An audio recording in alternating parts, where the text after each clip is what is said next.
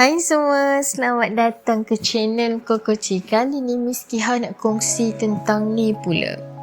Subhanallah, bekas madu Nurhaniza Idris pecahkan rahsia suami. Kaki. Dunia hiburan sememangnya tidak pernah kering daripada gosip panas dan sensasi. Jika kini kita disuapkan dengan kisah rumah tangga pasangan Syamsul Yusof dan Puteri Sarah yang bergolak 12 tahun lalu pula. Pada 2010, kisah yang hangat diperkatakan adalah berkenaan bekas suami penyanyi etnik kreatif Nurhaniza Idris. Walaupun sekian lama berahsia tentang identiti bekas suaminya, akhirnya perkara tersebut terbongkar juga kepada media hiburan.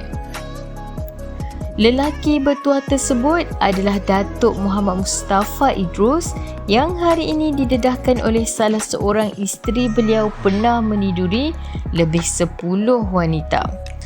Mastura Baka adalah bekas madu kepada Nurhaniza Idris dan telah mendakwa suaminya itu tidak adil dalam berpoligami selain banyak berfoya-foya.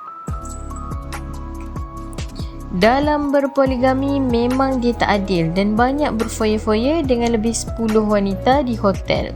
Kerana saya mengenali dan menghubungi setiap wanita yang pernah tidur dengannya.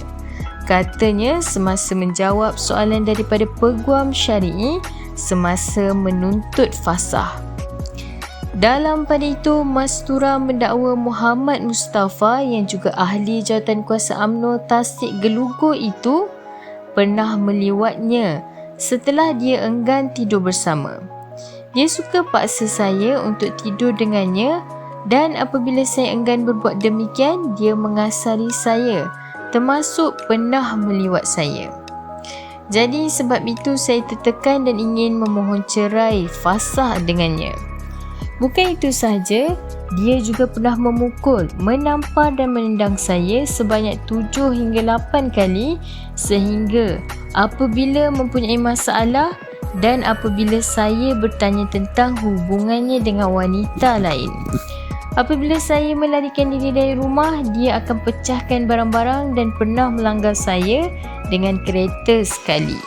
Katanya kepada perbicaraan kes.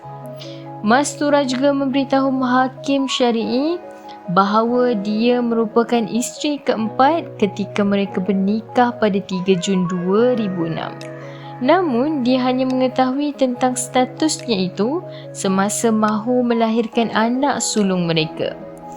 Beliau berkata selepas itu suaminya berkahwin dengan 3 wanita termasuk Nurhaniza.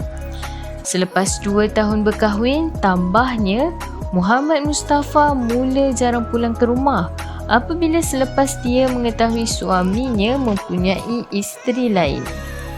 Menurut Mastura, dia bukan sahaja tertekan sehingga trauma untuk tinggal bersama, malah lelaki itu juga didakwa tidak memberikan nafkah kepadanya dan anak-anaknya sejak Disember 2008.